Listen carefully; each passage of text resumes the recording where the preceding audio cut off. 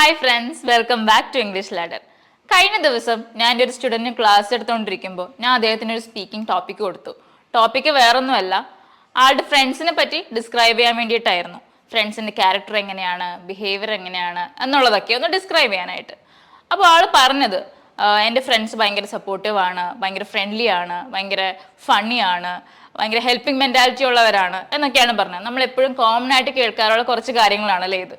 അപ്പോൾ നമ്മുടെ ഫ്രണ്ട്സിനെ പറ്റി ഡിസ്ക്രൈബ് ചെയ്യുമ്പോൾ അല്ലെങ്കിൽ നമുക്ക് അറിയാവുന്ന കുറച്ച് പേരെ പറ്റി ആരെങ്കിലും നമ്മളോട് സംസാരിക്കാൻ പറയുകയാണെങ്കിൽ ഈ കോമൺ ആയിട്ട് നമ്മൾ എപ്പോഴും പറഞ്ഞു പോകുന്ന ആഡ്ജക്റ്റീവ്സ് അല്ലെങ്കിൽ യൂസ് ചെയ്യുന്ന വേർഡ്സ് അല്ലാതെ വേറെ കുറച്ച് പുതിയ വേർഡ്സ് നമുക്കിനി യൂസ് ചെയ്യാം.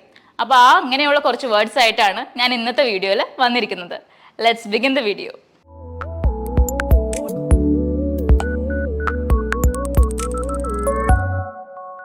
നമ്മുടെ എല്ലാ ഫ്രണ്ട് സർക്കിളിലും കാണും അല്ലേ, എന്തിനും എപ്പോഴും റെഡി ആയിട്ട് റിസ്ക് എടുക്കാൻ റെഡി ആയിട്ട് നിൽക്കുന്ന കുറേ പേര്, അല്ലെങ്കിൽ ഏതെങ്കിലും ഒരാളെങ്കിലും അങ്ങനെ കാണും. ഇവരൊക്കെ എന്ത് ചെയ്യാനും ഭയങ്കര ധൈര്യമുള്ളവരായിരിക്കും. അതായത് റിസ്ക് എടുക്കാൻ അവർ കണ്ണും പൂട്ട് റിസ്ക് എടുത്ത് കളയും. അപ്പോൾ ഇങ്ങനെയുള്ളവരെ നമ്മൾ എന്താ വിളിക്കാന്നറിയോ? ഡെയറിങ്.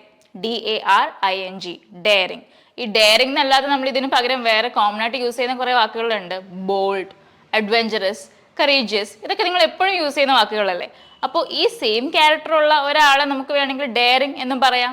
അപ്പോൾ ഇനി കോമൺ ആയിട്ടുള്ള സംഭവങ്ങൾ മാറ്റി പിടിച്ച് നമുക്ക് ഈ ഡെയറിങ് ഒന്ന് യൂസ് ചെയ്ത് നോക്കാം. Okay, so first word was daring. അതേപോലെ തന്നെ നമ്മുടെ കൂട്ടത്തിൽ എപ്പോഴും ചില്ലായിട്ട്, ഭയങ്കര പോസിറ്റീവായിട്ട്, ഭയങ്കര ഹാപ്പി ആയിട്ട്, ഭയങ്കര കൂളായിട്ട് നടക്കുന്ന കുറേ പേരുണ്ടാവും അല്ലേ. ഇങ്ങനെയുള്ളവരെ നമുക്ക് വേണമെങ്കിൽ അപ്പ് ബീറ്റ് എന്ന് പറയാം. Upbeat. He is always upbeat അല്ലെങ്കിൽ she is always upbeat. അതായത് വേറൊന്നുമല്ല, ആൾ ഭയങ്കര ഹാപ്പിയാണ്, ഭയങ്കര ചിയർഫുള്ളാണ്. അവരുടെ മുഖത്തേക്ക് നോക്കിയാൽ അല്ലെങ്കിൽ അവരോട് സംസാരിച്ചാൽ തന്നെ നമുക്ക് തന്നെ ഒരു പോസിറ്റീവ് എനർജി അല്ലെങ്കിൽ ഒരു പോസിറ്റീവ് വൈബ് ഫീൽ ചെയ്യും. അപ്പോൾ അങ്ങനെയുള്ളവരെ നമ്മളൊരു ഔട്ട്ലുക്കിൽ തന്നെ നമുക്കൊരു പോസിറ്റീവ് വൈബ് തോന്നുന്നവരെ നമുക്ക് വേണമെങ്കിൽ അപ്പ് ബീറ്റ് എന്ന് പറയാം. ഈ ചിയർഫുൾ, ഹാപ്പി എന്നൊക്കെ പറയുന്നതിന് പകരമാണ് നമ്മൾ ഈ അപ്പ് ബീറ്റ് യൂസ് ചെയ്യുന്നത്. Our next word is chatty. ആരെയാണ് നമ്മൾ ചാറ്റി എന്ന് പറയുന്നത്? ആ വേർഡിൽ തന്നെ അതിനുള്ളൊരു ക്ലൂ ഉണ്ട്. അതായത് ചാറ്റ് ചെയ്യാൻ ഇഷ്ടമുള്ളവർ, സംസാരിക്കാൻ വളരെ ഇഷ്ടമുള്ളവർ. ചിലരുണ്ട് സംസാരം തുടങ്ങിക്കഴിഞ്ഞ് കഴിഞ്ഞാൽ പിന്നെ നിർത്തില്ലല്ലേ. ചിലപ്പോൾ പരിചയമുള്ളവരോടായിരിക്കും സംസാരിക്കുന്നത്, പരിചയമില്ലാത്തവരോടായിരിക്കും സംസാരിക്കുന്നത്. ഒരു സ്റ്റാർട്ട് കിട്ടിക്കഴിഞ്ഞ് കഴിഞ്ഞാൽ പിന്നെ അവരെ പിടിച്ചു നിർത്താൻ കുറച്ച് പാടാണ്. അപ്പോൾ എന്ത് വിഷയം കിട്ടിയാലും അതിനായിട്ട് ഭയങ്കര ഇൻട്രസ്റ്റിംഗ് ആയിട്ട് സംസാരിച്ച് പോകുന്നവരെയാണ് നമ്മൾ ഈ ചാറ്റി എന്ന് പറയുന്നത്, അല്ലെങ്കിൽ സംസാരിക്കാൻ ഒരുപാട് ഇഷ്ടമുള്ളവരെ. നമ്മളിവരെ ടോക്കറ്റീവ് എന്ന് കോമൺ ആയിട്ട് പറയാറുണ്ടല്ലേ. അപ്പോൾ ടോക്കറ്റീവിന് പകരം ഇനി ചാറ്റി എന്ന് യൂസ് ചെയ്തുകൂടെ? നമ്മുടെ അടുത്ത വാക്കാണ് കൺസിഡറേറ്റ്. എങ്ങനെയുള്ളവരാണ് നമ്മൾ കൺസിഡറേറ്റ് എന്ന് വിളിക്കുന്നത് അല്ലെങ്കിൽ കൺസിഡറേറ്റ് എന്ന് പറയുന്നത്? അതായത് എന്ത് കാര്യം ചെയ്യുന്നതിന് മുന്നേയും പറയുന്നതിന് മുന്നേയും അപ്പുറത്ത് ആരാണോ ഉള്ളത് അല്ലെങ്കിൽ മറ്റുള്ളവരുടെ സിറ്റുവേഷൻ അല്ലെങ്കിൽ അവരുടെ ഒരു മാനസികാവസ്ഥയെ കൂടി കണക്കിലെടുത്തുകൊണ്ട് എന്ത് കാര്യം ചെയ്യുകയും പറയുകയും ചെയ്യുമ്പോഴാണ് നമ്മൾ അവരെ കൺസിഡറേറ്റ് എന്ന് പറയുന്നത്. ഇങ്ങനെയുള്ളവരെ നമ്മൾ തോട്ട്ഫുൾ അല്ലെങ്കിൽ അക്കോമഡേറ്റിംഗ് എന്ന് നമുക്ക് വേണമെങ്കിൽ പറയാം. അപ്പോൾ 3 വാക്കുകളുണ്ട്: തോട്ട്ഫുൾ, അക്കോമഡേറ്റിംഗ്, കൺസിഡറേറ്റ്. ഇനിയിപ്പോൾ എന്തൊക്കെ സംഭവിച്ചു കഴിഞ്ഞാലും അല്ലെങ്കിൽ ആരൊക്കെ എന്തൊക്കെ പറഞ്ഞു കഴിഞ്ഞാലും അതൊന്നും അവരെ എഫക്റ്റ് ചെയ്യാത്ത രീതിയിൽ കുറേ പേരുണ്ടാവും. അതായത് വളരെ കൂളായിട്ട്, സ്ട്രെസ്ഡ് അല്ല, വറീഡ് അല്ല, ഒരു ടെൻഷനും ഇല്ലാതെ വളരെ കൂളായിട്ട് നടന്നു പോകണം കുറേ ആൾക്കാരുണ്ടാവും. ഇങ്ങനെയുള്ളവരെ നമ്മൾ എന്താ വിളിക്കുന്നതെന്നറിയോ? Laid back. ഈ ലെയ്ഡ് ബാക്ക് എന്നല്ലാതെ തന്നെ ഇവരെ നമുക്ക് വേണമെങ്കിൽ ഈസി ഗോയിങ് എന്ന് പറയാം അല്ലെങ്കിൽ റിലാക്സ്ഡ് എന്ന് പറയാം. ഓക്കെ, അപ്പോൾ ലെയ്ഡ് ബാക്ക് എന്നുള്ളൊരു വാക്കും ഇതിന് നമുക്ക് യൂസ് ചെയ്യാം. അതായത് ടെൻഷനൊന്നുമില്ല, വറീസ് ഒന്നുമില്ല. അതായത് ടെൻഷൻ അടിക്കാനുള്ള റീസൺ ഉണ്ടെങ്കിൽ പോലും അവരങ്ങനെ അത് ടെൻഷനായിട്ട് കൊണ്ട് നടക്കാറില്ല. ഓക്കെ, നമ്മുടെ കൂട്ടത്തിൽ ഈ ശുഭാപ്തി വിശ്വാസക്കാരുണ്ടാവും അല്ലേ. എന്താ ഈ ശുഭാപ്തി വിശ്വാസം എന്ന് പറയുന്നത്? അതായത് എന്ത് നടന്നാലും അത് നല്ലതിനായിരിക്കും നടക്കുന്നത്, എന്ത് വന്നാലും അത് നല്ലതിനായിരിക്കും, എല്ലാം നല്ലതായിട്ടേ വരുള്ളൂ, കുഴപ്പമൊന്നും ഉണ്ടാവില്ല. അങ്ങനെ ഒരു പോസിറ്റീവ് ആറ്റിറ്റ്യൂഡ് വെച്ച് കാര്യങ്ങളെ നോക്കിക്കാണുന്ന ആൾക്കാരുണ്ടാവും. ഇവരെ നമ്മൾ ഒപ്റ്റിമിസ്റ്റിക് എന്നാണ് വിളിക്കാറുള്ളത്. ഒപ്റ്റിമിസ്റ്റിക്. ഇവരെ വേണമെങ്കിൽ കോൺഫിഡൻ്റ് എന്ന് പറയാം അല്ലെങ്കിൽ ഹോപ്പ്ഫുൾ എന്ന് പറയാം. അതായത് വളരെ ഹോപ്പ് എല്ലാ കാര്യങ്ങളിലും കൊടുക്കുന്ന ഒരാളായിട്ട് നമുക്കിവരെ പറയാം.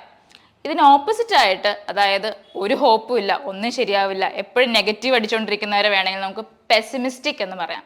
അപ്പോൾ ഒപ്റ്റിമിസ്റ്റിക്കിൻ്റെ ഓപ്പോസിറ്റാണ് പെസിമിസ്റ്റിക് എന്ന് പറയുന്നത്. ഇനി എൻ്റെ ഫ്രണ്ട് സർക്കിളിൽ വേറെ കുറേ പേരുണ്ട്, ഈ വിശാല മനസ്കരായിട്ടുള്ളവർ. ആരെയാണ് നമ്മൾ ഈ വിശാല മനസ്കർ എന്ന് പറയുന്നത്? അതായത് സ്വന്തം കാഴ്ചപ്പാടുകളും അല്ലെങ്കിൽ പേഴ്സ്പെക്റ്റീവ്സും ഉള്ളപ്പോൾ തന്നെ ബാക്കിയുള്ളവരുടെ കാഴ്ചപ്പാടുകൾ അല്ലെങ്കിൽ അവരുടെ വ്യൂ പോയിന്റ്സിന് കൂടെ സ്പേസ് കൊടുക്കുന്ന, നമ്മളും പറയുന്നത് മാത്രമല്ല ശരി, വേറെ ശരികളും ഉണ്ടാകാം എന്നുള്ളൊരു തോട്ട് പ്രോസസ്സ് ഉള്ളവരെയാണ് നമ്മൾ ഈ വിശാല മനസ്കർ അല്ലെങ്കിൽ ബ്രോഡ് മൈൻഡഡ് എന്ന് പറയും. ഇങ്ങനെയുള്ളവരെ ഇവർ വേണമെങ്കിൽ നമുക്ക് ലിബറൽ എന്നുള്ള വാക്ക് കൊണ്ടും ഡിസ്ക്രൈബ് ചെയ്യാവുന്നതാണ്. അപ്പോൾ ബ്രോഡ് മൈൻഡഡ് ഓർ ലിബറൽ, ഈ ബ്രോഡ് മൈൻഡഡിന്റെ ഓപ്പോസിറ്റ് ആയിട്ടാണ് നമ്മൾ നാരോ മൈൻഡഡ് എന്ന വാക്ക് അല്ലെങ്കിൽ അഡ്ജക്റ്റീവ് നമ്മൾ യൂസ് ചെയ്യുന്നത്. അതായത് സ്വന്തം ചിന്താഗതികളിൽ അല്ലെങ്കിൽ സ്വന്തം പെർസ്പെക്റ്റീവിൽ മാത്രം ഒതുങ്ങിപ്പോകുന്ന ഒരു തോട്ട് പ്രോസസ്സ് ഉള്ള ആൾക്കാരെയാണ് നമ്മൾ നാരോ മൈൻഡഡ് എന്ന് പറയുന്നത്. അപ്പോൾ broad minded and narrow minded opposites ആണ്. നമ്മുടെ ഫ്രണ്ട്സിന് എന്തൊക്കെ ബിഹേവിയർ അല്ലെങ്കിൽ ക്യാരക്ടർ പേഴ്സണാലിറ്റീസ് ഒക്കെ ഉണ്ടെന്നാണെങ്കിലും ഏറ്റവും കൂടുതലും അവരെ നമുക്ക് വിശ്വസിക്കാൻ പറ്റണം എന്ന് നമ്മൾക്ക് ഉണ്ടാവുമല്ലേ. അതായത് അവർ ട്രസ്റ്റ് വർത്തി ആയിരിക്കണം. അതായത് നമുക്ക് അവരെ വിശ്വസിക്കാൻ പറ്റണം. നമ്മുടെ ഇൻഫർമേഷൻ അല്ലെങ്കിൽ നമ്മുടെ സീക്രറ്റ്സ് ഒക്കെ അവരുടെ അടുത്ത് പറഞ്ഞിട്ടുണ്ടെങ്കിൽ പുറത്തേക്ക് പോകില്ല, അല്ലെങ്കിൽ അവർ തന്നെ സൂക്ഷിച്ചോളും. എന്ത് കാര്യത്തിലും അവരെ നമുക്ക് കൂടെ നിർത്താം അല്ലെങ്കിൽ വിശ്വസിക്കാൻ പറ്റും എന്നുള്ള ഒരു കൂട്ടാളുകൾ നമ്മുടെ ലൈഫിൽ വേണം എന്ന് എപ്പോഴും നമുക്ക് ആഗ്രഹം ഉണ്ടാവും അല്ലേ. അപ്പോൾ ഇങ്ങനെയുള്ളവരെയാണ് നമ്മൾ ട്രസ്റ്റ് വർത്തി എന്ന് പറയുന്നത്. ട്രസ്റ്റ് വർത്തി, വിശ്വസിക്കാൻ പറ്റുന്നവർ. ഇവർ വേണമെങ്കിൽ നമുക്ക് റിലയബിൾ എന്നും പറയാം. റിലയബിൾ ആൻഡ് ട്രസ്റ്റ് വർത്തി. ഇടയ്ക്കിടയ്ക്ക് ഈ മൂഡ് മാറുന്ന കുറേ പേര് നമ്മുടെ കൂട്ടത്തിലുണ്ടാവും അല്ലേ. അതായത് ഇപ്പോൾ ഒരു മൂഡാണെങ്കിൽ കുറച്ച് നേരം നമ്മളവരോട് ചെല്ലുമ്പോൾ അവർക്ക് എൻറ്റയർലി വേറൊരു മൂഡായിരിക്കും. നമ്മളൊന്നും ചെയ്തിട്ടുണ്ടാവണമെന്നില്ല. അപ്പോൾ നമ്മൾ ഓർക്കും കുറച്ച് മുന്നേ ഒരു പ്രശ്നം ഉണ്ടായിരുന്നില്ലല്ലോ, ആൾ ഭയങ്കര ഓക്കെ ആയിരുന്നല്ലോ, ഇപ്പം പെട്ടെന്ന് എന്ത് പറ്റി എന്നുള്ളതല്ലേ.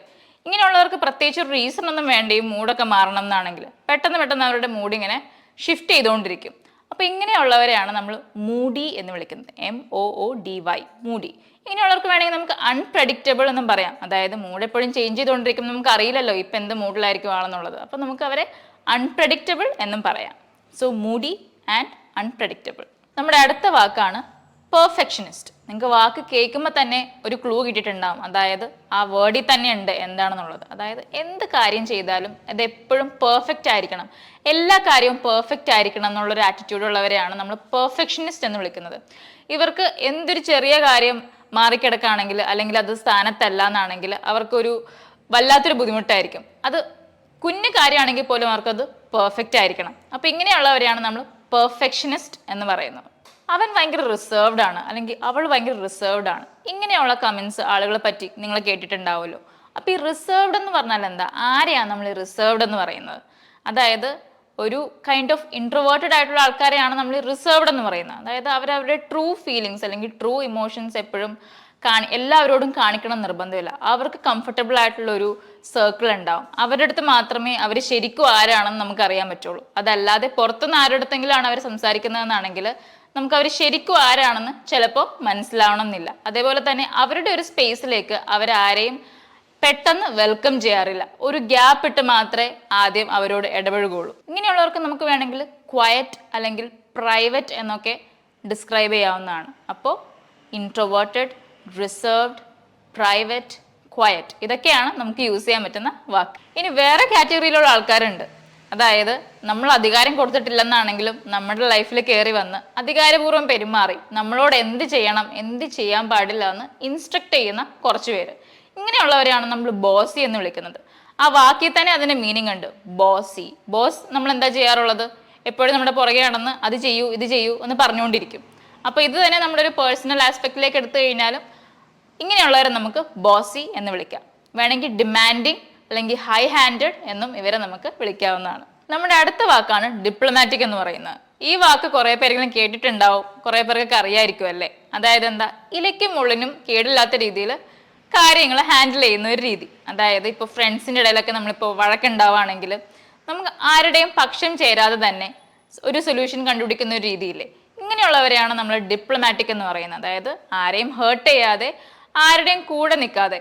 കൂടുതലും നമ്മൾ ഇൻ്റർവ്യൂസിലൊക്കെയാണ് ഈ ഒരു സ്ട്രാറ്റജി കാണാറുള്ളത്. അതായത് എന്താ, ഇപ്പോൾ ഒരു എക്സാമ്പിൾ പറയുകയാണെങ്കിൽ നമ്മൾ ഇൻ്റർവ്യൂസിലൊക്കെ ആർട്ടിസ്റ്റിനോട് ചോദിക്കുന്നത് കേൾക്കാറുണ്ടല്ലേ, നിങ്ങൾ മമ്മൂട്ടി ഫാനാണോ മോഹൻലാൽ ഫാനാണോ എന്നുള്ളത്.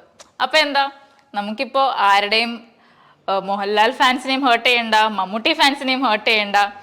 ഇനി എനിക്ക് മമ്മൂട്ടിനെയാണ് ഇഷ്ടം എന്ന് പറഞ്ഞാൽ മോഹൻലാൽ എന്ത് വിചാരിക്കും? അങ്ങനെയുള്ളതൊക്കെ ആറ്റിറ്റ്യൂഡ് വരുമ്പോൾ നമ്മൾ എന്താ പറയുക, എനിക്ക് രണ്ടുപേരെ ഇഷ്ടമാണ്, അല്ലെങ്കിൽ ഇവർ രണ്ടുപേരെ അല്ല വേറെ ഏതെങ്കിലും ഒരു ആർട്ടിസ്റ്റിൻ്റെ പേര് പറഞ്ഞിട്ട് പറയും ഞാൻ ഇവരുടെ ഫാനാണെന്ന് പറയല്ലേ. അപ്പോൾ ആ ഒരു ആൻസർ ചെയ്യുന്ന രീതിയിൽ നമുക്ക് വേണമെങ്കിൽ ഡിപ്ലോമാറ്റിക് ആൻസറാണ് അവിടെ കൊടുത്തതെന്ന് വേണമെങ്കിൽ പറയാം. അപ്പോൾ നിങ്ങൾക്ക് ഇപ്പോൾ ഏകദേശം ഒരു ഐഡിയ കിട്ടില്ല ഡിപ്ലോമാറ്റിക് എന്ന് പറഞ്ഞാൽ എന്താ. നമ്മൾ ആരുടെയും പക്ഷം ചേരാതെ ആരെയും ഹേർട്ട് ചെയ്യാതെ വളരെ തന്ത്രപരമായിട്ട് കാര്യങ്ങൾ ഡീൽ ചെയ്യുന്ന ഒരു രീതി. ഇതിന് നമുക്ക് വേണമെങ്കിൽ ടാക്ട്ഫുൾ അല്ലെങ്കിൽ സ്ട്രാറ്റജിക് എന്ന് വേണമെങ്കിൽ പറയാം. അപ്പോൾ ഇങ്ങനെയുള്ളവരെ ഡിപ്ലോമാറ്റിക്, ടാക്ട്ഫുൾ, സ്ട്രാറ്റജിക് എന്നൊക്കെ പറയാം. ഈ ചെറിയ കാര്യം വരുമ്പോൾ പെട്ടെന്ന് കരയുക, അല്ലെങ്കിൽ പെട്ടെന്ന് സങ്കടം വരിക, അല്ലെങ്കിൽ ദേഷ്യം വരിക, അല്ലെങ്കിൽ പെട്ടെന്ന് റിയാക്ട് ചെയ്യുക, ഇങ്ങനെയുള്ളവരെയൊക്കെ നമ്മൾ എന്തെന്നാണ് വിളിക്കുന്നത്? നിങ്ങൾ അവിടെ നിന്ന് ആൻസർ പറയുന്നുണ്ടെന്ന് എനിക്കറിയാം.